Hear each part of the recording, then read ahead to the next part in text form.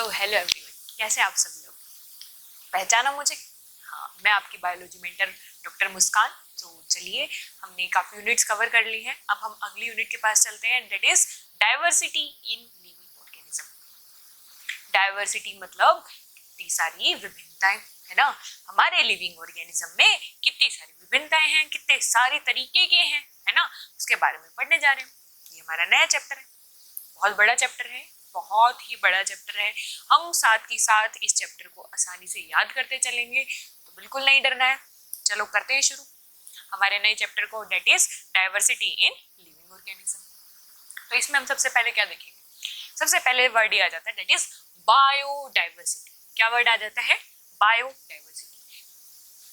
इसमें हम क्या देखते हैं? बायो माने बायोलॉजिकल, डाइवर्सिटी इसको दो पार्ट में तोड़ देंगे, है ना। इट इज, इसको क्या बोल सकते हैं हम? Biological diversity. इस इतने बड़े वर्ड को छोटा करके हमने क्या लिख दिया? बायोडाइवर्सिटी, है ना। पहली चीज ये बताता है। अब जो ये वर्ड है किसने दिया था? वॉल्टर जी रोजन ने, है ना। कब? 1986 में, ठीक है। 1986 में इन्होंने क्या बताया? बायोडाइवर्सिटी में इन्होंने क्या बताया? इन्होंने बताया कि हमारे इस अर्थ पे ना जाने कितने ही प्रकार के लिविंग ऑर्गेनिज्म रहते हैं, अलग अलग तरीके की, अलग अलग शेप है, अलग अलग स्ट्रक्चर है, अलग अलग उनकी मॉर्फोलॉजी है, अलग अलग उनका फंक्शन है, अलग अलग उनका ब्रीडिंग टाइम है, सभी अपनी एक दूसरे से अलग अलग है, वेरी करते हैं एक दूसरे से, है ना। तो वही बात बोली गई बायोडाइवर्सिटी।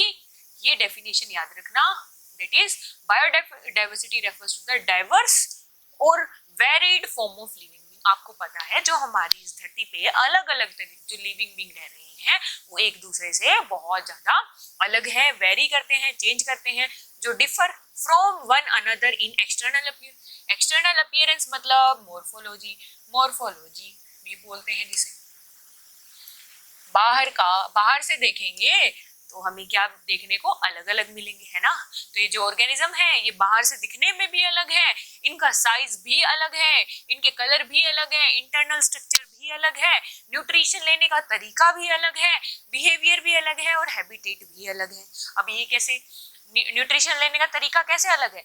कुछ कैसे है ऑटोट्रॉप्स है, कुछ कैसे है हेटेरोट्रॉप्स। ऑटो मतलब सेल्फ, ट्रॉप मतलब न्यूट्रिशन, जो खुद का न्यूट्रिशन खुद बना रहे हैं, जैसे कि ग्रीन प्लांट्स, है ना। बजाय कि आपने देखा कुछ क्या है हेटेरोट्रॉप्स में, हेटेरोट्रॉप्स मतलब जो अपने खाने के लिए दूसरे पे डिपेंडेंट है, उसमें भी कुछ क्या है? गले सड़े पे डिपेंड है।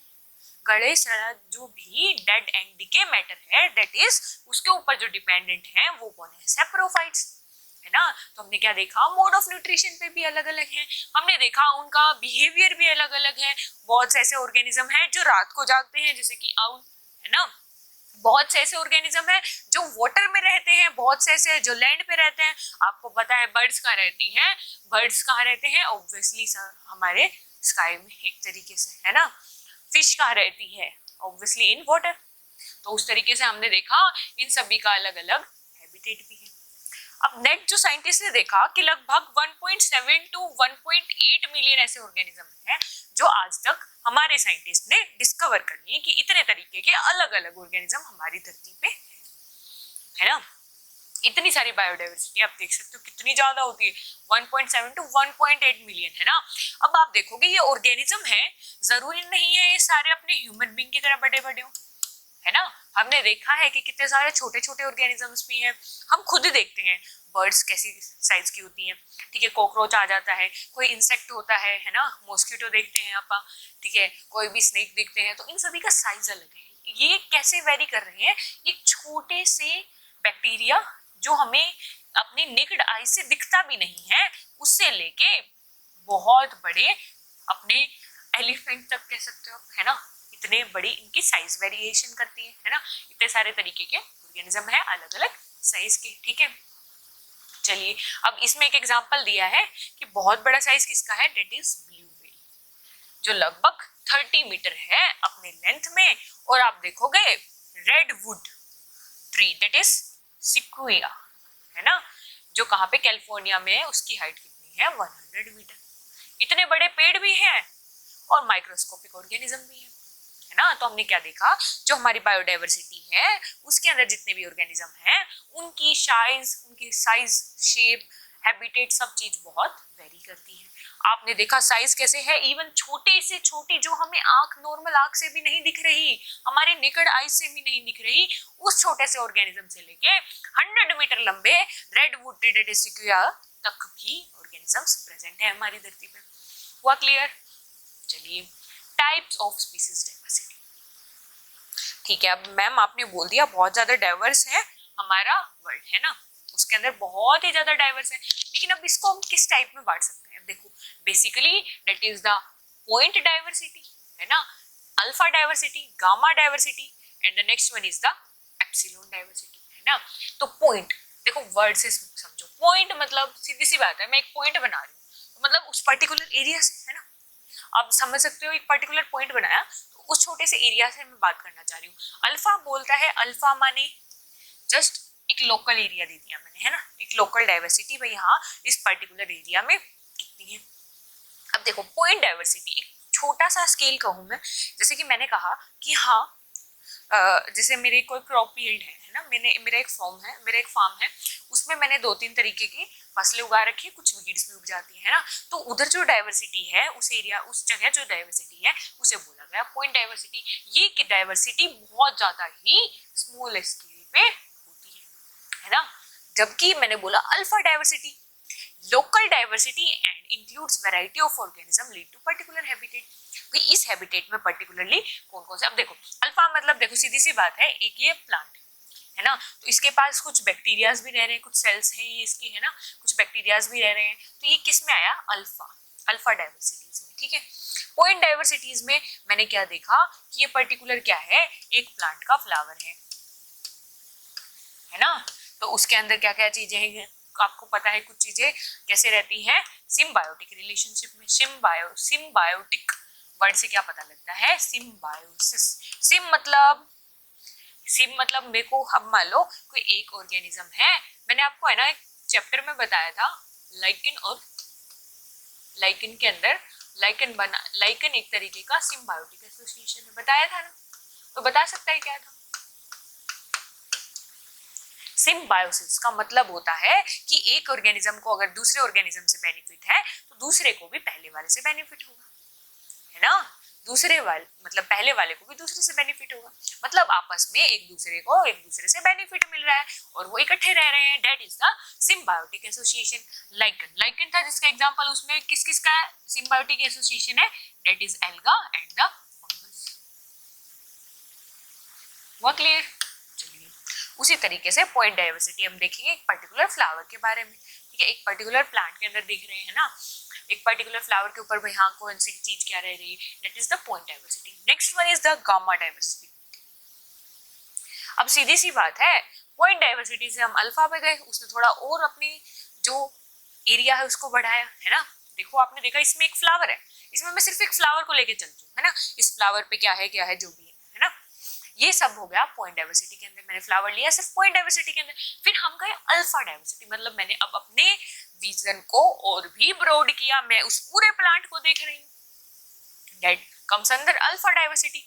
गामा डाइवर्सिटी में देखोगे आप, मैंने क्या बोला, उस पर्टिकुलर लैंड में, उस पर्टिकुलर एरिया में कितनी तरीके की डाइवर्सिटी है, दैट इज गामा डाइवर्सिटी। हुआ क्लियर? चलिए, नेक्स्ट एप्सिलॉन डाइवर्सिटी। आपने इसमें हमने क्या देखा, एक पर्टिकुलर पूरा आइलैंड, इसके अंदर हम क्या देखते हैं, एक पर्टिकुलर पूरे आइलैंड में कैसे डाइवर्सिटीज हैं, वो आती है गामा डाइवर्सिटी के अंदर। नेक्स्ट सबसे बड़ी जो है एरिया कवर करने वाले, दैट इज द एप्सिलॉन। अब सीधी सी बात है, ये सबसे बड़ी है तो इसका मतलब एरिया भी ज्यादा कवर करेगी, जिसके अंदर हमारी डाइवर्सिटी चेक कर रहे हैं, तो सीधी सी बात है अगर एरिया ज्यादा होगा तो हमें डाइवर्सिटी भी ज्यादा देखने को मिलेगी। डाइवर्सिटी ज्यादा देखने को मिलेगी का मतलब मैं क्या कहना चाहती हूँ, कोई बता सकता है? ऑब्वियसली बिल्कुल, डाइवर्सिटी ज्यादा देखने को मिलेगी मतलब टाइप ऑफ ऑर्गेनिजम्स ज्यादा देखने को मिलेंगे, अलग अलग तरीके के ऑर्गेनिजम्स देखने को मिलेंगे, है ना। ये सब किसके अंदर आ गया? रीजनल डाइवर्सिटी के अंदर। जैसे कि आप देख सकते हो, है ना, पूरा पर्टिकुलर, अब हमने पूरा इंडिया ही देख लिया एक तरीके से, भाई पूरे इंडिया के अंदर कैसी डाइवर्सिटी है, that comes under epsilon diversity. हुआ क्लियर?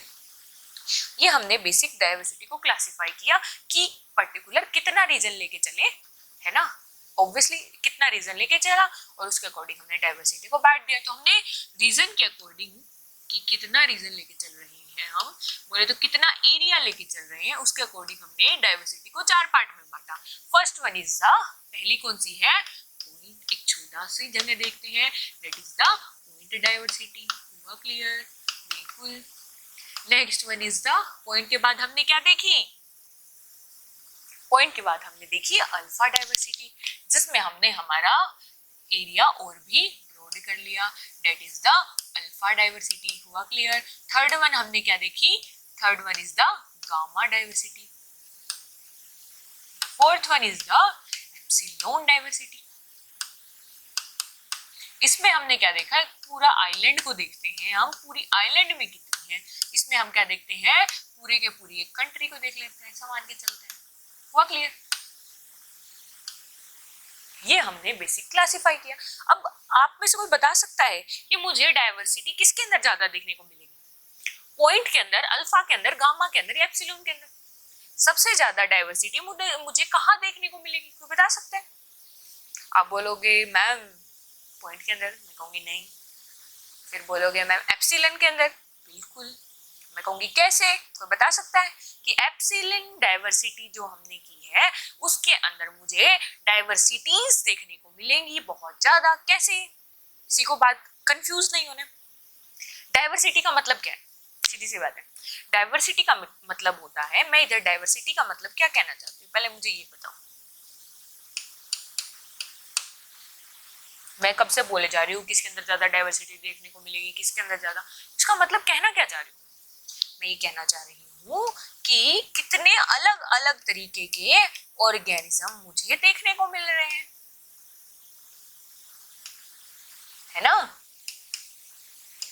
तो कितने अलग अलग ऑर्गेनिज्म देखने को मिले। अब देखो, मैं एक तो इतने से एरिया में देखूं, मेरा एरिया बढ़ता जाए, तो सीधी सी बात है, मेरा एरिया जितना ज्यादा बढ़ेगा उतनी ही ज्यादा मुझे क्या देखने को मिलेगी, अलग अलग ऑर्गेनिज्म देखने को मिलेंगे। अलग अलग ऑर्गेनिज्म देखने को मिले हैं तो इनडायरेक्टली मैं कह सकती हूँ उतनी ही ज्यादा डाइवर्सिटीज देखने को मिल रही है, डाइवर्सिटीज ऑफ ऑर्गेनिज्म देखने को मिल रही है, मतलब मुझे अलग अलग तरीके के नए नए ऑर्गेनिज्म देखने को मिल रहे हैं। तो इससे मुझे पता लगा कि हमें सबसे ज्यादा नंबर ऑफ ऑर्गेनिज्म कौन सी डाइवर्सिटी में देखने को मिलेंगे, दैट इज एप्सिलॉन। ऐसा क्यों? क्योंकि इसमें पूरी कंट्री को, पूरे इंडिया कंट्री को, अब आइलैंड जैसे कि मैंने लिया अंडमान निकोबार आइलैंड है ना, वो भी इसके अंदर आ गया, है ना? कितना ज्यादा एरिया कवर कर रही है, जितना ज्यादा एरिया कवर करेगी इसका मतलब उतने ज्यादा तरीके के ऑर्गेनिज्म उसके अंदर आएंगे। तो इसीलिए एब्सोल्यूट डाइवर्सिटी में हमें सबसे ज्यादा नंबर ऑफ ऑर्गेनिज्म देखने को मिलेंगे। इसका मतलब नंबर ऑफ ऑर्गेनिज्म ज्यादा, मतलब number of diversities of organism ज्यादा, ये भी कह सकती हूँ मैं, है ना? कहा जा सकता है ना? तो बिल्कुल हुआ क्लियर। चलिए next, uniqueness of Indian biodiversity. अब हमारा इंडिया है ही यूनिक। कैसे?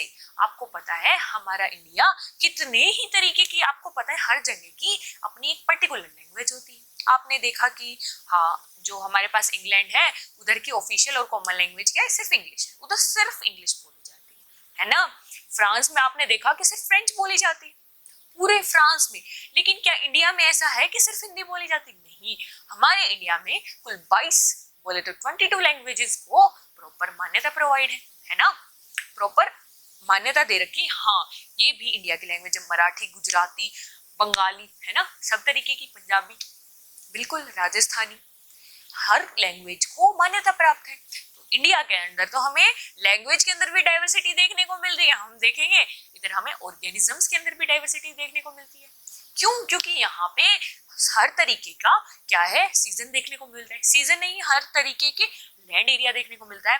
आपने देखा है कि सूखे से लेके बर्फ वाला हो, चाहे वो कैसा हो, प्लेन हो, चाहे घाटियों वाला हो, सारे तरीके के जितने भी तरीके के हमारे पास क्या होते हैं, लैंड एरियाज हमें देखने को मिलते हैं, वो सब इंडिया के अंदर प्रेजेंट है। तो जितने ज्यादा आपको पता है अलग अलग हमारे पास लैंड एरियाज होंगे, उसी के अकॉर्डिंग अलग अलग ऑर्गेनिज्म होंगे। अब सीधी सी बात है, मेरे पास ये अलग अलग तरीके के हैबिटेट है, तो इसका मतलब उतने ही ज्यादा मेरे पास क्या मिलेंगे, मेरे को ऑर्गेनिज्म मिलेंगे। इसीलिए हमारी इंडियन बायोडाइवर्सिटी क्या है, यूनिक है ना? बिल्कुल ही अलग है, हटके है। क्यों? क्योंकि लगभग India is one of the 12 mega diversity countries, ठीक है, मेगा मतलब बहुत सारी डाइवर्सिटी है, बहुत सारे अलग अलग तरीके के ऑर्गेनिज्म हमें देखने को मिल रहे हैं किसके अंदर, खुद इंडिया के अंदर। इसीलिए ये लगभग 12 में से एक टॉप लेवल की क्या है, हमारी बायोडाइवर्सिटी है। ठीक है, हुआ क्लियर? चलिए अब देखो, अब आपको पता है कि हमारे अलग अलग ऑर्गेनिज्म के अलग अलग नाम होते हैं ना। आप क्या देखोगे, आप देखोगे कि आप मान लो राजस्थान में हो ना, तो आपने देखा कि उस पर्टिकुलर ऑर्गेनिज्म को कुछ बोलते हैं, लेकिन आप जैसे ही यूपी चले जाओगे, जैसे ही आप कहाँ चले जाते हो, आप उत्तराखंड चले जाते हो, ठीक है, आप गुजरात चले जाते हो, उसी ऑर्गेनिज्म को या उसी चीज को हम अलग नाम से बुलाते हैं। तो ये लोकल नेम्स हैं, लोकल नेम्स वेरी करते हैं। अब अगर मान लो कोई यूपी का बंदा गुजरात चला जाए, जस्ट सपोज, है ना, तो उसने बोला कि मुझे कोई पर्टिकुलर चीज का नाम लिया उन्होंने कि मुझे ये खाना है ना, लेकिन उधर के लोग तो उसको उस नाम से नहीं बोलते हैं, तो वो कैसे समझेंगे, है ना। तो इसीलिए कम से कम, हाँ, ये सभी को पता हो, तो एक स्पेशल नाम दिया गया हर ऑर्गेनिज्म को, that is the scientific name. भाई हाँ, ये नाम तो चले ही चलेगा, चाहे वो कॉमन चले या ना, लोकल वाला नाम चले या ना चले, है ना। तो इसीलिए हमारा पर्टिकुलर ऑर्गेनिजम्स को नाम देना जरूरी हो गया, है ना। अब कोई बोलेगा इधर बिल्लू, कोई बोल रहा होगा उसे पिल्लू, है ना, तो कैसे ही सेम होगा। इसीलिए एक प्रॉपर बैठक बैठाई गई जिसमें ये कहा गया कि अब से हम ऑर्गेनिज्म को पर्टिकुलर उसका नाम देंगे। वो क्या होगा, स्टैंडर्ड होगा। स्टैंडर्ड मतलब वो पूरे ऑल ओवर द वर्ल्ड वही नाम चलेगा। ठीक है, उसका नाम बोल दिया तो मतलब वो तो फिक्स है ही है। लोकल नेम चले, वो अपने कंट्री के अंदर बोलते रहो, हमें कोई दिक्कत नहीं है, लेकिन अगर कोई भी डॉक्यूमेंट्स होंगे या कुछ भी होगा, उसके अंदर पर्टिकुलर यही नाम होना चाहिए। ठीक है, हुआ क्लियर? चलिए, तो इसमें हमने क्या देखा, टेक्सोनोमी। आप एक वर्ड देखोगे, टेक्सोनोमी, है ना, टेक्सोनोमी वर्ड है, टेक्सोनोमी। टेक्सोनोमी क्या बोलता है, सीधी सी बात है, टेक्सोनोमी क्या बोलता है, ये ऐसा चीज है जिसके अंदर आप किस चीज से डील करते हो, कि आपने जो ऑर्गेनिज्म है उनको क्या करा है, उनको आइडेंटिफाई किया है कि हाँ एक ये ऑर्गेनिज्म है, फिर उनको पर्टिकुलर नाम दिया गया, फिर बाद में उनको हमने क्या करा, क्लासिफाई कर दिया। ठीक है, टेक्सोनोमी वर्ड के अंदर ये तीन चीजें डील की जाती है पर्टिकुलर ऑर्गेनिज्म के लिए। क्या है, taxonomy is the biological science, एक ऐसी साइंस का part which deals with the, किससे, पहले हमने क्या करा, आइडेंटिफाई किया, फिर उसको नाम दिया, नोमेनक्लेचर, फिर हमने उसको क्लासिफाई किया उस ऑर्गेनिज्म को, वो सब किसके अंदर आता है, that comes under the taxonomy. हुआ क्लियर? चलिए, तो सबसे मेन जो फंक्शन हो गया कोई भी टेक्सोनोमिस्ट का, मतलब सीधी सी बात है, जो टेक्सोनोमी का काम कर रहा है ऐसा साइंटिस्ट, उसे बोला जाएगा टेक्सोनोमिस्ट या फिर सिस्टमैटिस्ट। ठीक है, उसका मेन काम क्या होगा, सब एक बहुत जरूरी काम क्या है, डेट इज उसको साइंटिफिक नाम देना, है ना। बिल्कुल।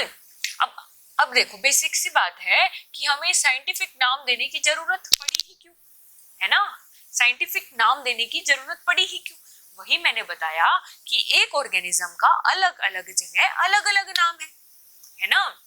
तो इसीलिए जरूरत पड़ी कि आपने देखा कि क्या बोल रहा है ये बोल रहा है common vernacular name for the same plant. आपने देखा कि जो उधर की लोकल लैंग्वेजेस हैं उनमें एक ही ऑर्गेनिज्म को अलग अलग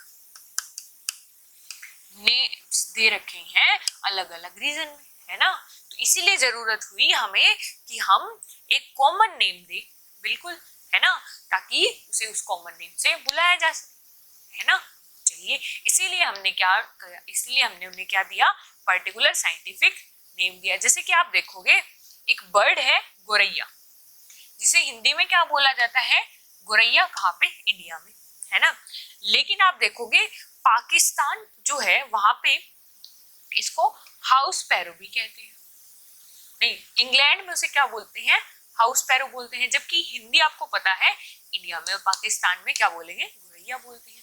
तो अब उधर तो वो बोल रहे हैं हाउस पैरो, इधर हमारे लोग क्या बोल रहे हैं, गोरैया, तो कंफ्यूजन हो रही है। हम बोल रहे हैं कि हमने ये रिसर्च करी है गोरैया पे और ऐसे ऐसे करके कोई इन्फेक्शन फैल रहा है, वो सोच रहे गोरैया है क्या चीज, है क्या चीज, ये तो हमारे है ही नहीं। तो इसीलिए हमने क्या सोचा, हमने सोचा कि हम एक कॉमन नेम दे देते हैं, एक कॉमन नेम दे देते हैं। उस नेम देने के प्रोसीजर को क्या बोला जाता है, नोमेनक्लेचर। नोमेनक्लेचर का मतलब क्या होता है, किसी भी चीज का नामकरण करना। नामकरण मतलब नाम रखना। ऑब्वियसली नामकरण क्यों जरूरी है, ताकि हमें कोई भी मिसअंडरस्टैंडिंग ना हो। हम किसी ऑर्गेनिज्म की बात कर रहे हैं तो पर्टिकुलर दूसरा जो कंट्री है, जो दूसरी जो एरिया है, वो भी समझ सके कि हम किस ऑर्गेनिज्म के बारे में बात कर रहे हैं, क्योंकि ये लोकल नेम से पॉसिबल नहीं हो पा रहा था। इसीलिए हमने क्या सोचा कि हम नोमेनक्लेचर करेंगे प्रॉपर।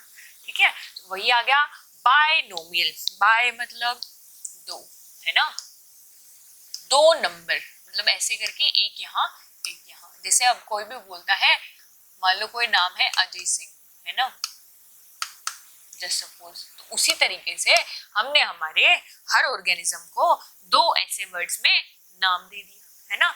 बायनोमियल मतलब ड्यूअल वर्ड्स में नाम दिया, ड्यूअल वर्ड्स में नामांकरण करना, नामांकरण करना, है ना। ठीक है, समझे। तो उस ड्यूअल वर्ड्स में जो ये पहला वर्ड है, ये किसके लिए होता है, that is for the genus, and the second word is for the species. ठीक है, हुआ क्लियर। ये हमारा बायनोमियल नोमेनक्लेचर है। तो फर्स्ट वर्ड क्या है, जीनस है, and second word is the क्या है, स्पीशीज है। ठीक है, स्पीशीज नेम आ जाता है। ओके, हुआ क्लियर। ठीक है, ये जो साइंटिफिक नेम है, ये आप देखोगे यूनिक है, अंडरस्टूड और followed all over the world, ताकि पूरे वर्ल्ड में एक कॉमन नाम हो सके। इसीलिए हमने ये एक तरीके का प्रोसीजर बनाया, नोमेनक्लेचर बनाया, that is the binomial nomenclature. ठीक है, अब इसके रूल्स किसके अंदर हमें देखने को मिलेंगे, international code of biological nomenclature. ठीक है भाई, कैसे क्या, कैसे ये नाम देना है, ये सब ये रूल्स किसके अंदर है, इसके अंदर देखने को मिल रहे हैं। अब उसके रूल के अंदर क्या है, देखो, जीनस जो नाम है, मतलब आगे वाला जो नाम है, पर्टिकुलरली आप देखो, ठीक है, कुछ मान लो ऐसे एक नाम है ज्ञान सिंह। ठीक है, ज्ञान सिंह। अब आप कहोगे मैं कैसे नाम दे रही हूँ, कोई नहीं, समझ जाए, जी से जीनस, ऐसे मतलब स्पीसीज, है ना। तो ज्ञान, तो मेरा क्या काम होगा, जब भी ज्ञान लिखूंगी, ज्ञान का मुझे जी बड़ा ही लिखना है ना। ज्ञान, ज्ञान का मुझे जी बड़ा ही लिखना है, ये रूल है ना। जो फर्स्ट लेटर होगा वो हमेशा कैसा होगा, कैपिटल होगा, किसका, जीनस का। नेक्स्ट, स्पीसीज नेम क्या होता है, हमेशा जीनस नेम के बाद ही क्या आता है, हमारे पास स्पीशीज नेम आता है।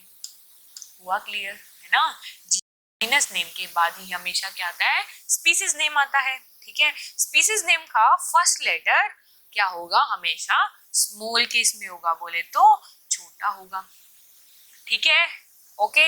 लेकिन एक बात याद रखनी है, जब भी अगर आप पर्टिकुलर किसी भी ऑर्गेनिज्म का साइंटिफिक नेम प्रिंट करोगे, प्रिंट करेंगे, तो वो किस फॉर्मेट में होने चाहिए, होना चाहिए इटैलिक्स में। लेकिन अब जैसे मैंने लिखा है, तो लिखते समय उसके नीचे क्या होनी चाहिए, अंडरलाइन होनी चाहिए।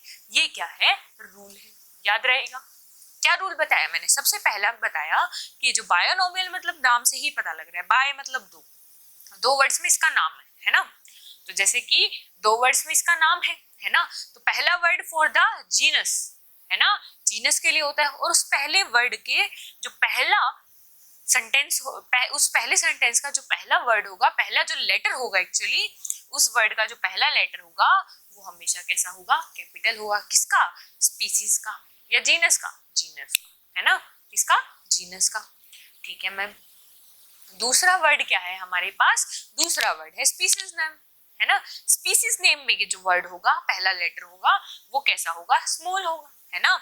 ये रूल हो गया। ठीक है, और जीनस के बाद ही स्पीसीज नेम लिखा जाएगा। कभी भी ये गलती नहीं करनी कि हम पहले स्पीसीज नेम लिख दें और बाद में जीनस नेम, वो गलत होगा। हुआ क्लियर। दूसरी चीज मैंने बता दी कि जीनस का first letter always capital, where species का फर्स्ट लेटर ऑलवेज स्मॉल। हुआ क्लियर? बिल्कुल मैम। नेक्स्ट, अगर ये प्रिंट करवाएं हम ये नेम तो ये किस फॉर्मेट में होना चाहिए? इटैलिक्स में। लेकिन अगर ये हैंड रिटन है तो ये क्या होना चाहिए? Underline, well underline. हुआ क्लियर? इसके रूल्स हैं। अब एक एग्जांपल लेके चलते हैं, that is the frog. Frog मेंढक, यू ऑल नो, है ना।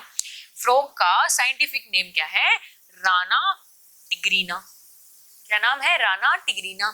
पहला वर्ड फॉर जीनस, जीनस के लिए मैंने क्या बताया?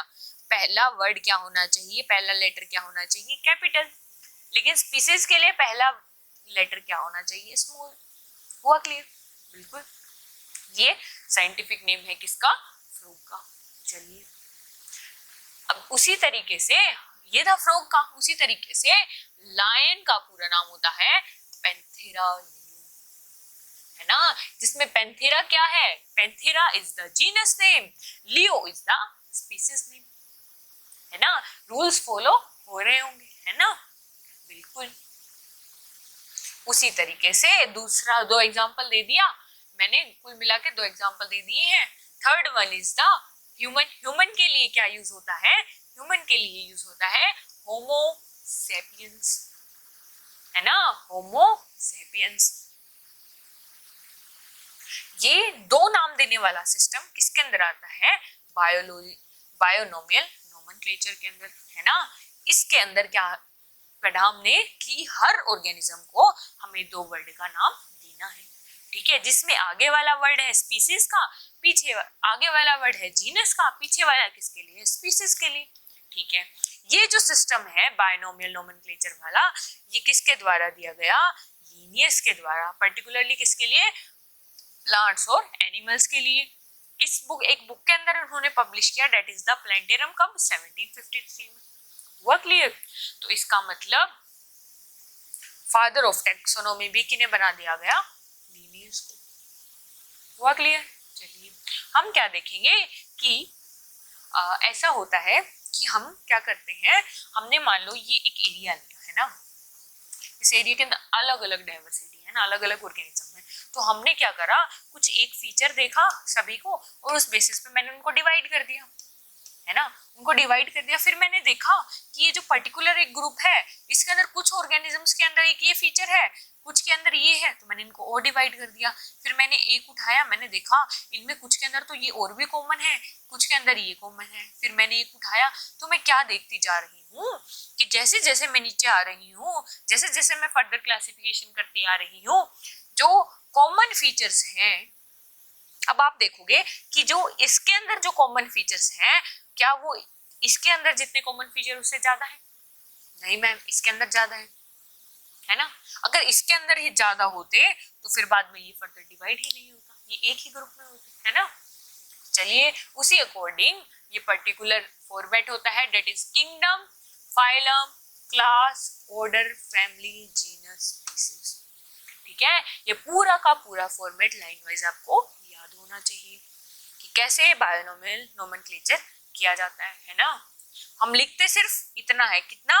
जीनस और स्पीसीज वाला, बट ये पूरी क्लासिफिकेशन होती है। क्लासिफिकेशन कैसे होती है ये याद रहने चाहिए। किंगडम, किंगडम के बाद क्या आती है? Phylum, class, order, family, genus, species, है ना।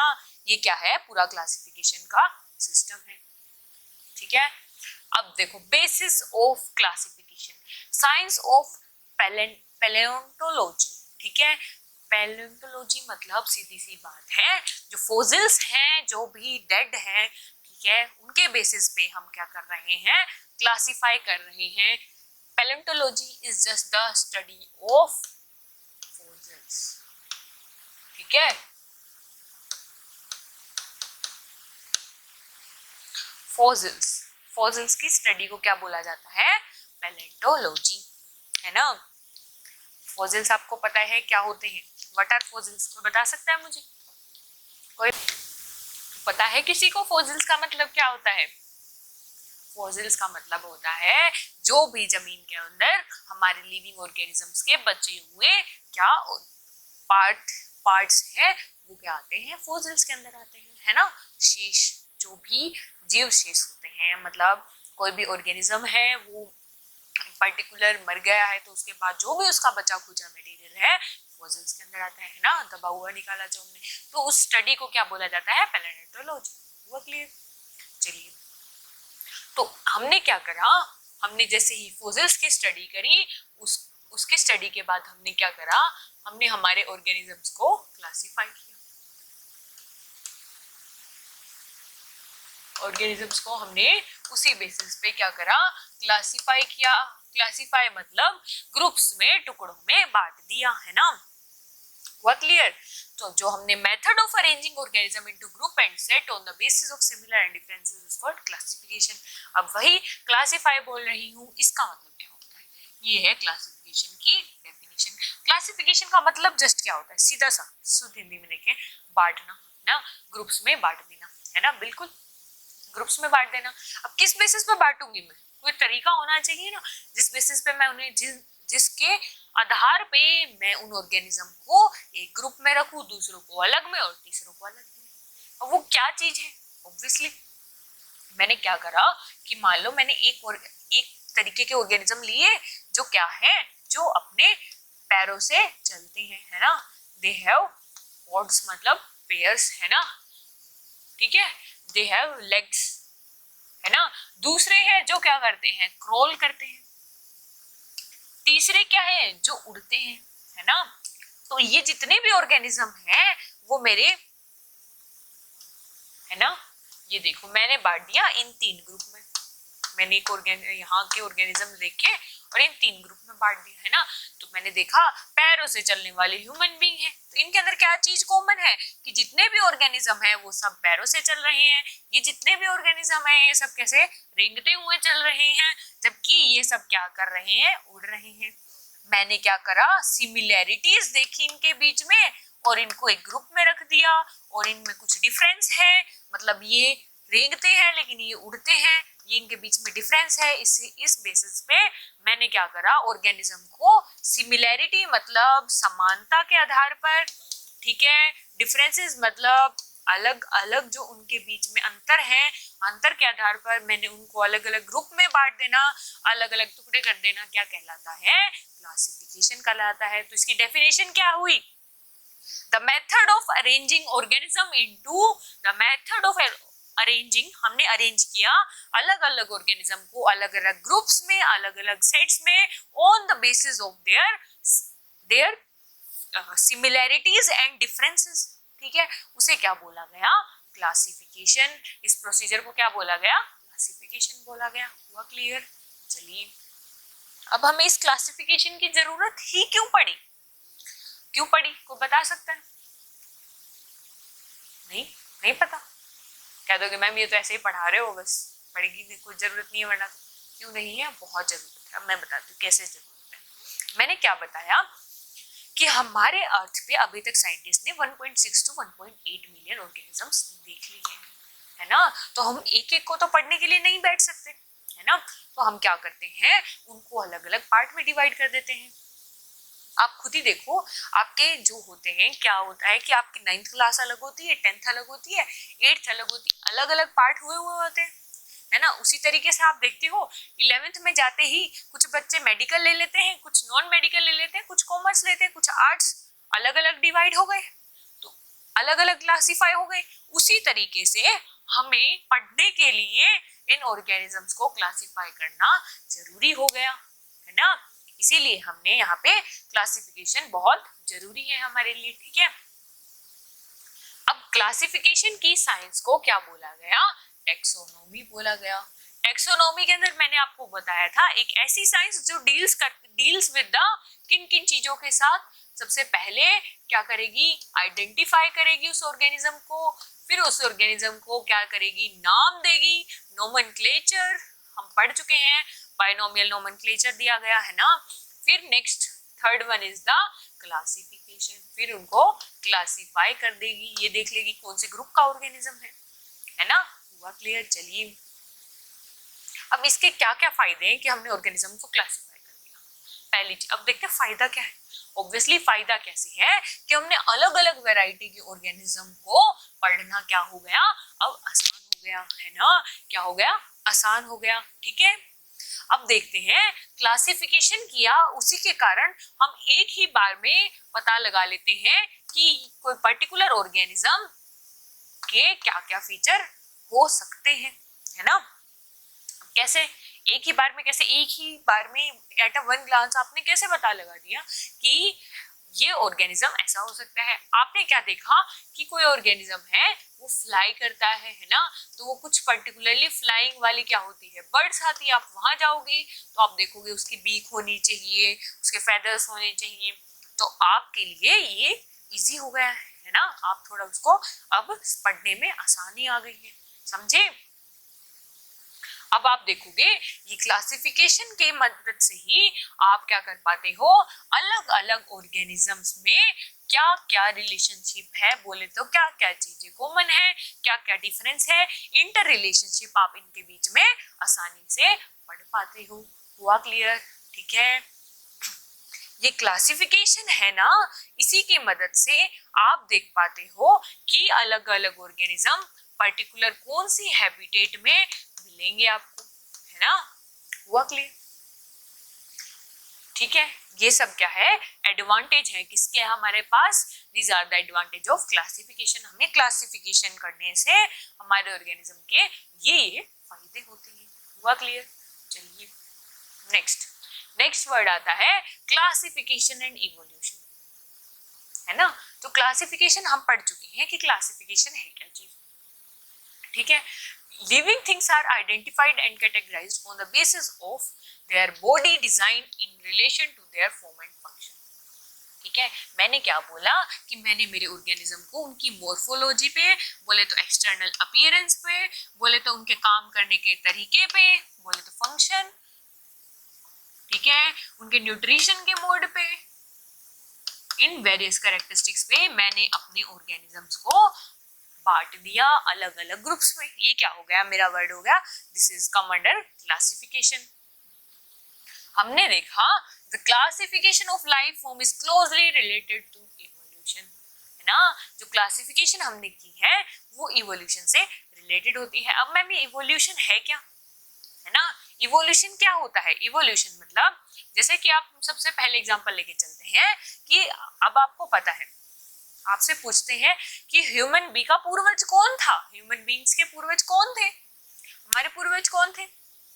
आप बोलोगे मैम हमारे पूर्वज तो चिंपैंजीज थे। तो मैं कहा तुम लोग क्यों ऐसे खुजली नहीं करते, क्यों लोग तुम लोग ऐसे स्ट्रेट चलते हो, उनकी तरह क्यों नहीं चलते, क्यों, क्योंकि इवोल्यूशन हुआ है, बदलाव आया है समय के साथ, है ना। तो उसी तरीके से सबसे बड़ा एग्जांपल लेके चलते हैं कि हम ह्यूमन बींग का, है ना, human beings are evolve from, हम ह्यूमन बींग्स क्या हो रखे हैं, इवॉल्व हो रखे हैं, बोले तो वेरियस चेंजेस आ रखे हैं समय के साथ। ठीक है, किनसे, वरना हम पहले ऐसे थे, थोड़े झुक के चलते थे, हमारा माउथ ऐसे एग्रीगेटेड बाहर की तरफ निकला हुआ था, ठीक है, फिर हम स्ट्रेट अपराइट चलने लगे, ये सब चेंजेस आए हैं समय के साथ, है ना। हुआ क्लियर? इवोल्यूशन का मतलब क्या है कि हमने क्या देखा, व्हाट इज इवोल्यूशन। अब इवोल्यूशन है क्या चीज, क्वेश्चन आता है हमारे पास, इवोल्यूशन है क्या चीज। देखेंगे कि जो ज्यादातर लाइफ फॉर्म्स है, जो ज्यादातर हम देख रहे हैं, ज्यादातर ऑर्गेनिजम्स हैं, उनके अंदर क्या क्या है, आज के दिन उनके पास अलग अलग तरीके की कैरेक्टरिस्टिक्स है, अलग अलग फीचर्स है ना, अलग अलग बॉडी डिजाइन है, ताकि वो आज के नए इन्वायरमेंट से खुद को क्या कर पाए, एडेप्ट कर लेते हैं, वो चेंजेस लाए गए ताकि वो नए इन्वायरमेंट में, नए चेंज हुए इन्वायरमेंट में क्या कर सके, सरवाइव कर सके, अपना काम प्रॉपर कर सके। ठीक है, इसीलिए अपने पास क्या हुआ है, इवोल्यूशन हुआ है, ताकि वो क्या कर सके, possessing them to survive better, है ना। आज के नए चेंज इन्वायरमेंट में उनको अच्छे से सरवाइव करने देने के लिए जो प्रोसीजर हुआ है, दैट इज द इवोल्यूशन। जो भी चेंजेस आए हैं, जो भी चेंजेस आए हैं उनकी बॉडी में, उनके फंक्शनिंग में, उनके हैबिटेट में, वो सब किसके अंडर आते हैं, दैट कम्स अंडर इवोल्यूशन। ये वर्ड दिया किसने है, ये दिया गया है चार्ल्स डार्विन के द्वारा। साइंटिस्ट हैं ये रहे हमारे चार्ल्स डार्विन, है ना। उन्होंने क्या बताया इवोल्यूशन के बारे में, उन्होंने ये इवोल्यूशन किसके अंदर छापा, एक बुक के अंदर, that is the origin of species. हुआ क्लियर? चलिए फिर हम क्या देखते हैं, 1985 में जो हमारे पास अर्नस्ट मेयर है, ठीक है, उन्होंने क्या कहा, 5 मेजर थ्योरीज दी, मतलब ऐसे इसको इवोल्यूशन को स्पेसिफाई करने के लिए, कंफर्म करने के लिए उन्होंने 5 तरीके की थ्योरियां दी है, जिसमें से आता है perpetual changes, common descent, multiplication of species, gradualism, natural selection. ठीक है, ये किनको अच्छे से डिफाइन कर रहे हैं, ये डिफाइन करना चाह रहे हैं हमारी इवोल्यूशन टर्म को। अब कैसे? परपेचुअल चेंजेस, परपेचुअल चेंज मतलब अंतर, है ना। ये थ्योरी है अर्नस्ट मेयर की, ये क्या कहना चाहती है कि लगातार क्या होता जाता है, हमारे ऑर्गेनिजम्स हैं उनके अंदर चेंज आते रहते हैं, है ना। क्यों? अब देखो इन्होंने क्या बताया, living world is neither constant, ना तो वो कांस्टेंट है, मतलब स्थिर नहीं है, रुका हुआ नहीं है, ना ही वो पर्टिकुलर ऐसे साइकिल में चल रहा है, लेकिन वो लगातार क्या होता रहता है, चेंज होता रहता है। ठीक है, तो अब आपको पता है अगर हमारा वर्ल्ड बोले तो हमारा इन्वायरमेंट चेंज होगा, तब ऑर्गेनिज्म को उस इन्वायरमेंट के अकॉर्डिंग, उस इन्वायरमेंट के चेंज होने के बाद भी उसके अकॉर्डिंग काम करने के लिए खुद को चेंज करना पड़ेगा, है ना। तो इसीलिए यहाँ पे ऑर्गेनिज्म अपने आप को चेंज करते हैं और इवोल्यूशन प्रोसेस हो जाता है। अब नेक्स्ट आता है कॉमन डिसेंट। कॉमन मतलब समान, डिसेंडेंट मतलब आपको पता है पूर्वज, है ना, पूर्वज मतलब दादा परदादा, लाइक, है ना। तो ये सब क्या कॉमन डिसेंट, सेकंड थ्योरी बोलते हैं हमारे अर्नस्ट मेयर जी कि कॉमन डिसेंट है। जो हमारे पास अगर मान लो पर्टिकुलर एक ऑर्गेनिज्म से कुछ थे जो कहाँ चले गए, लैंड सूखे एरिया में, वो अपने आप को उसके अकॉर्डिंग बोला कॉमन डिसेंट। मतलब अब आपने देखा कि कुछ ऑर्गेनिजम्स के कोई 2 पर्टिकुलर ग्रुप ऑफ ऑर्गेनिज्म हैं, उनके पूर्वज क्या थे, एक जैसे थे। अब हम क्या कहते हैं, हम मान लो ह्यूमन बीइंग है, उधर हमारे पास मंकी है, हम दोनों के पूर्वज तो एक जैसे हैं, लेकिन हमने जैसे ही हम नए एनवायरनमेंट में आए, हमने खुद को चेंज किया, हम इवॉल्व हो गए, है ना, लेकिन मंकीज इवॉल्व नहीं हो पाए। ठीक है, लेकिन हम दोनों के क्या डिसेंट्स क्या है, कॉमन है। ठीक है, मल्टीप्लिकेशन ऑफ स्पीसीज, ये डार्विन की थर्ड थ्योरी। ठीक है, इसने क्या बोला कि जो इवोल्यूशनरी प्रोसेस है उसके कारण हम क्या देखते हैं, नई स्पीसीज बनती है by splitting and transformation of the older ones, है ना। जैसे कि हम कॉमन डिसेंट्स में पढ़ के आए हैं कि जो हमारे पास पुराने थे वो कुछ मॉडिफाई हो जाते हैं, तो वो एक तरीके से क्या कर लेते हैं, अपनी नई स्पीसीज बना लेते हैं। तो इसका मतलब हम ये कह सकते हैं कि पुरानी जो स्पीसीज थी उससे नई नई स्पीसीज क्या होती है, ओरिजिनेट होती है ना, नई स्पीसीज हमें मिलती है। Next is the gradualism. Gradualism क्या है, ग्रेजुअलिज्म बेसिकली आप देखोगे कि जो ऑर्गेनिजम्स हैं उनके बीच में उनके एनाटॉमिकल जो ट्रेट्स हैं, उनके बेसिक जो एनाटॉमिकल ट्रेट्स हैं उनमें क्या है, बहुत ज्यादा डिफरेंसेस हैं, या फिर आप कह सकते हो कि कुछ वेरिएशन के कारण उनके धीरे धीरे आप देखोगे समय के अनुसार धीरे धीरे उनके फंक्शन, उनके बॉडी स्ट्रक्चर में, उनके बॉडी के काम करने के तरीके में धीरे धीरे चेंज आता है और वो एक नई स्पीसीज बना लेते हैं, है ना। that comes under gradualism। gradual मतलब क्या होता है, ग्रेजुअल, सडनली, है ना, स्लोली स्लोली क्या होता है, आप देखोगे अलग नई स्पीसीज ओरिजिनेट हो जाती है। नेचुरल सिलेक्शन, ठीक है, ये सबसे फेमस थ्योरी है किसकी, डार्विन दादा की, है ना। इसके अंदर 3 प्रॉपर्टी, नेचुरल मतलब नेचर, सिलेक्शन नेचर खुद सेलेक्ट करेगी, है ना, नेचर खुद सेलेक्ट करेगी। अब ये कैसे, इस थ्योरी के अंदर हम क्या क्या पढ़ते हैं, अब आपने देखा कि आपको पता है एक ही अलग अलग तरीके के ऑर्गेनिज्म होते हैं, है ना, ठीक है, जिनकी अलग अलग क्या है, एनाटॉमी है, अलग अलग उनका बिहेवियर है, अलग अलग उनका काम करने का तरीका है ना। अब आप देखोगे कि कुछ अलग अलग एनाटॉमी मतलब अलग अलग उनकी क्या है, बेसिक फॉर्म्स हैं या फिर कलर या फिर कुछ भी जो उनकी जो बॉडी का खुद के अंदर क्या है अलग अलग है, उनका काम करने का तरीका अलग है, उनका बिहेवियर अलग है ना। The variation is at least partially heritable so that offspring tend to resemble their parents, है ना। अब आप इसने क्या बोला कि मान लो एक जो जनरेशन थी उससे जो नई जनरेशन आई वो क्या थी, वो एकदम अलग आई, लेकिन जो चेंज आए हैं वो इतने तो होने चाहिए, इतने ज्यादा कम से इतने कम होने चाहिए कि हम ये पता लगा पाए कि ये चेंज पर्टिकुलर इस ऑर्गेनिज्म से आए हैं, कि वो पर्टिकुलर इस ऑर्गेनिज्म से रिसेंबल करता है, ये हमें पता लगना चाहिए।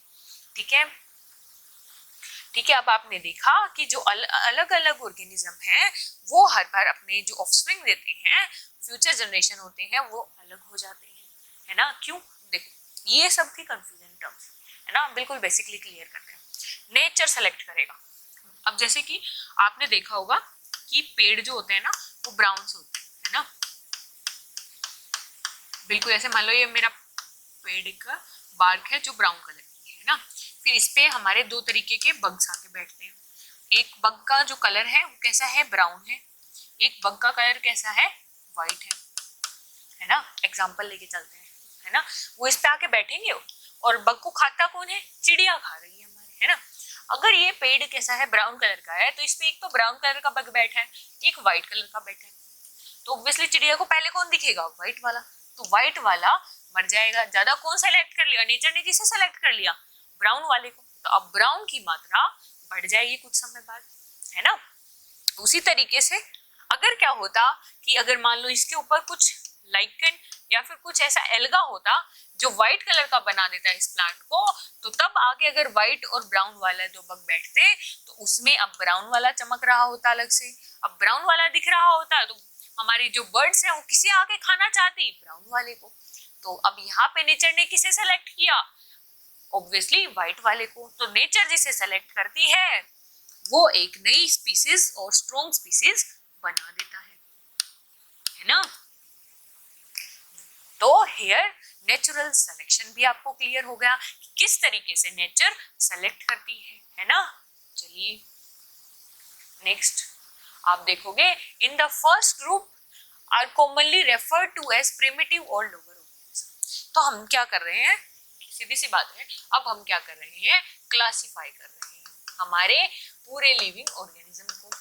तो हमने जो सबसे पहला ग्रुप बनाया वो क्या है, सबसे सीधे से प्रिमिटिव मतलब सबसे पुरानी सोच के, सबसे पुराने तरीके के, सबसे सीधे से जो ऑर्गेनिज्म है, ठीक है, जो ज्यादा कॉम्प्लेक्स नहीं है, उनको क्या बोला गया, primitive and the lower organism. हुआ क्लियर, है ना। उनका बॉडी डिजाइन क्या है, बहुत ज्यादा सिंपल है आज के नए जो ऑर्गेनिजम्स हैं उनके कंपैरिजन में, ठीक है। Okay next, artificial and natural system of classification. अब उनको क्लासिफाई करने के अलग अलग सिस्टम है। एक तो हमारे जो एरिस्टोटल अंकल जी हैं, एरिस्टोटल और थियोफ्रेस्टस, ठीक है, इन्होंने क्या दिया हमें, आर्टिफिशियल और नेचुरल एक तरीके से सिस्टम दिया जिससे हम ऑर्गेनिजम्स को क्लासिफाई कर सके, ठीक है। आर्टिफिशियली क्लासिफाई करते हैं, आर्टिफिशियली मतलब मैंने उनको ऊपर से देखा कि उनका साइज क्या है, उनका कलर कैसा है और कैसा उसका नेचर है, उसके बेसिस पे अगर मैं ऑर्गेनिजम्स को क्लासिफाई करती हूँ। मैंने क्या देखा, मैंने देखा कि हाँ हर्ब्स होते हैं वो छोटे होते हैं साइज में, तो उनको एक ग्रुप में डाल दिया, ठीक है। ट्रीज होते हैं वो बड़े होते हैं, उनको एक ग्रुप में डाल दिया, है ना, तो एक को ट्रीज बोल दिया, एक को हर्ब्स बोल दिया गया। तो ये सब क्या है, ये मेरा एक आर्टिफिशियल सिलेक्शन करने का तरीका है, ठीक है। एरिस्टोटल ने क्या करा, लिविंग ऑर्गेनिज्म को उनके नेचर के बेसिस पे क्या करा, क्लासिफाई किया, है ना, ठीक है। जैसे कि नेचर के बेसिस पे कैसे, कि कोई ऑर्गेनिज्म कैसे एरिया में रह रहा है, कि वो लैंड पे रह रहा है, वो फ्रेश वाटर में रह रहा है या फिर वो मेराइन वाटर में रह रहा है, उनके नेचर के बेसिस पे क्या करा गया, ऑर्गेनिज्म को डिवाइड किया गया, ठीक है। फिर उसी तरीके से थियोफ्रेस्टस है जो साइंटिस्ट है, उन्होंने क्या करा, उन्होंने प्लांट्स को क्लासिफाई कर दिया, ठीक है। उन्होंने क्या करा, प्लांट्स को क्लासिफाई किया गया, उनके कितनी उनकी लाइफ फॉर्म है, कैसी उनकी हाइट है, उस बेसिस पे उन्होंने 4 पार्ट में बांटा, tree, shrubs, under shrubs and herbs, है ना। फिर नेक्स्ट है हमारे पास कार्ल वॉन लिनियस, है ना, साइंटिस्ट आए, उन्होंने 1735 में क्या वर्ड दिया, दैट इज कॉल्ड सिस्टेमा नेचुरी, है ना। In this book he classified, described and name plants and animals and minerals, है ना। इन्होंने एक सिस्टेमा नेचुरी नाम की बुक थी, उसमें लिखा और इन्होंने अपना एक अलग क्लासिफिकेशन दिया, किसको क्लासिफाई किया, अलग अलग ऑर्गेनिजम्स को, प्लांट्स को, एनिमल्स को, ठीक है। 19th सेंचुरी में आप देखते हो कि जो नेचुरल सिस्टम था क्लासिफिकेशन का वो अप्लाई होने लगा, जो नया सिस्टम था वो बेसिक डिफरेंसेस पे और बेसिक सिमिलैरिटीज पे, अब नए सिस्टम के अकॉर्डिंग हमने ऑर्गेनिजम्स को क्लासिफाई किया।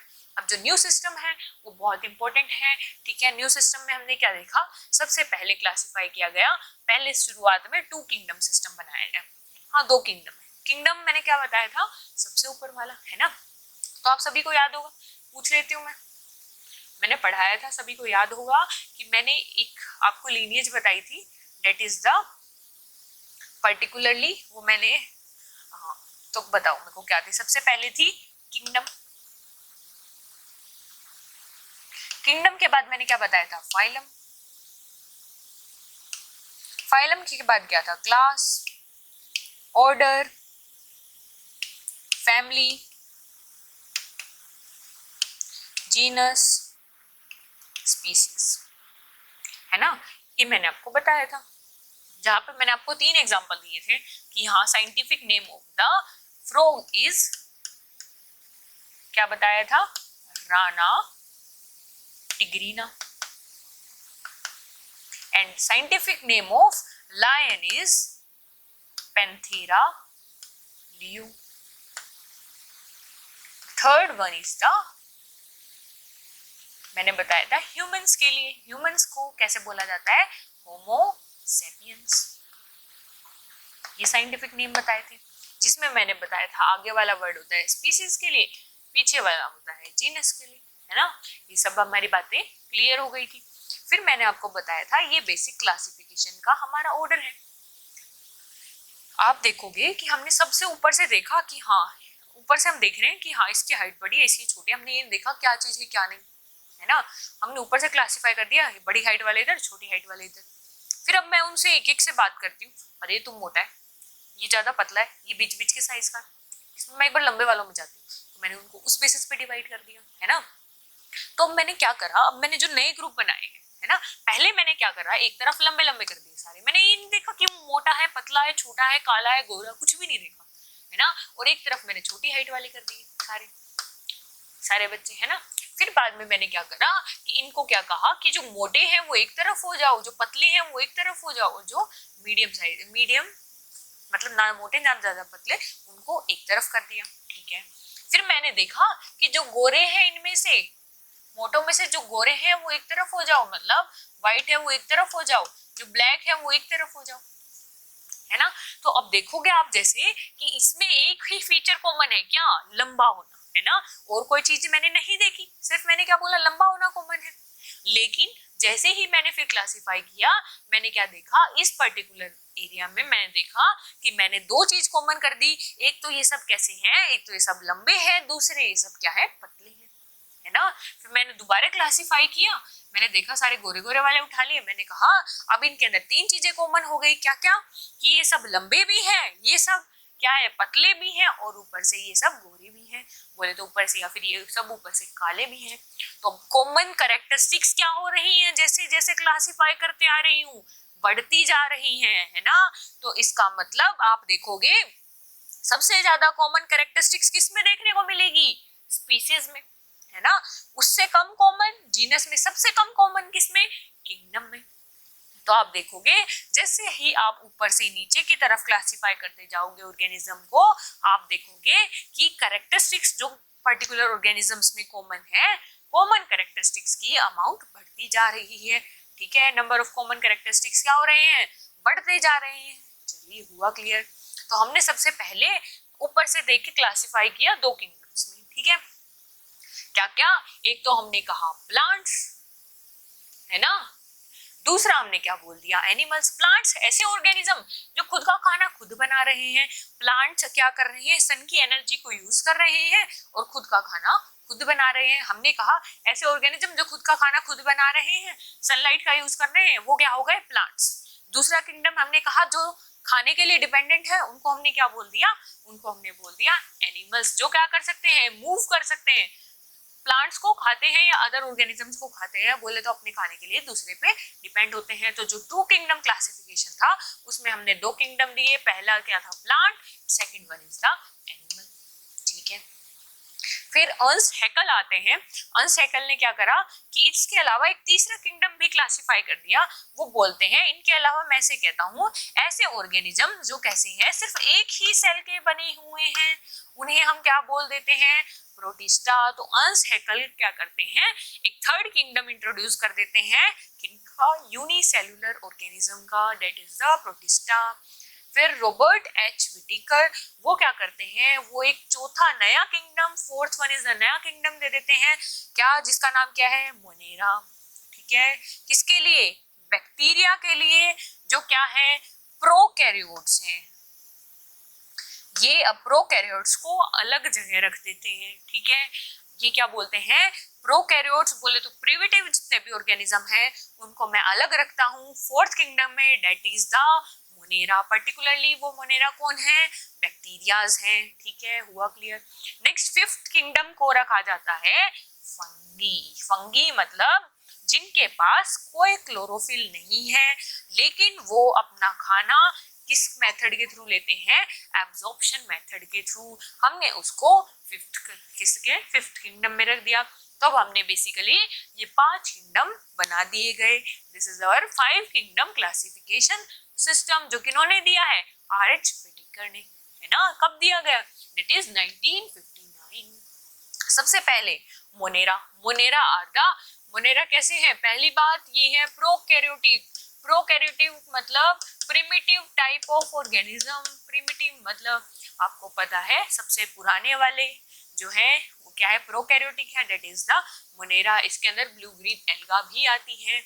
Next is the kingdom protista. Protista are the unicellular लेकिन यूकैरियोटिक। अब मैंने प्रोकैरियोटिक अलग रख दिए, तो इसका मतलब बाकी जितने बचे वो सब क्या आएंगे? यूकैरियोटिक। लेकिन प्रोटिस्टा यूकैरियोटिक तो है, लेकिन कैसा है? यूनिसेल्युलर, है ना?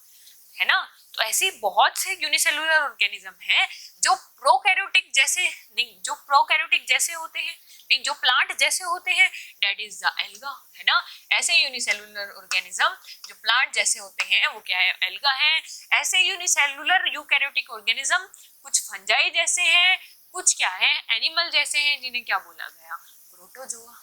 हुआ क्लियर? चलिए, नेक्स्ट किंगडम हमने बोला एक ऐसे मल्टी न्यूक्लिएट हायर फंगाई, जिनको मैंने क्या बोला? जो अपने खाने के लिए एब्जॉर्प्शन मेथड का यूज करते हैं, उनको हमने एक अलग किंगडम दे दिया गया, डेट इज फंगस, फंगाई, है ना? Next is the Plantae. ऐसे मल्टी सेलुलर ग्रीन जो होते हैं, ग्रीन ऑर्गेनिजम्स जो अपना खाना खुद बना रहे हैं, ग्रीन है, उन्हें प्लांटी में रख दिया गया। एनिमेलियम के अंदर आते हैं अदर बचे हुए जितने भी मल्टी सेलुलर ऑर्गेनिज्म। ठीक है, ये हम क्लासिफिकेशन कर रहे हैं कैसे इवोल्यूशन हुआ। तो आपको सबसे पहले पता है, सबसे पहले आई होगी कोई प्रिमिटिव स्टेट। प्रिमिटिव मतलब सीधी सादी सबसे पहले वाली, और सबसे प्रिमिटिव कौन सी है? That is prokaryotic cell. और प्रोकैरियोट्स मैंने किस में डाला गया? That is kingdom monera. तो इसीलिए सबसे पहले क्या आया होगा? किंगडम मोनेरा आया होगा, है ना? फिर वो क्या हुआ? वो प्रोकैरियोटिक से यूकैरियोटिक बन गए, है ना? यूकैरियोटिक बन गए तो उसमें से पहले सिंगल सेल बनी होगी, दैट इज प्रोटिस्टा। फिर उन्होंने एब्जॉर्ब करके खाना शुरू किया होगा, दैट इज फंगस, है ना? फिर उन्होंने क्या करा? खुद फोटोसिंथेसिस प्रोसेस शुरू की होगी, दैट इज प्लांट्स। फिर कुछ क्या होते हैं, बाहर से खाना लेते हैं, दैट इज एनिमल्स। लेकिन ये एक अलग ही प्रजाति हो गई जो बाहर तो लिविंग की तरह काम नहीं करती, लेकिन जैसे ही हमारे सेल के ऊपर काम करेगी, हमारे सेल को इन्फेक्ट करेगी, ये एक तरीके से लिविंग होगी, ये क्या होगी? डिवाइड होगी, दैट इज वायरस। ये एक नई ही प्रजाति बीच में से आ गई कहीं से, है ना?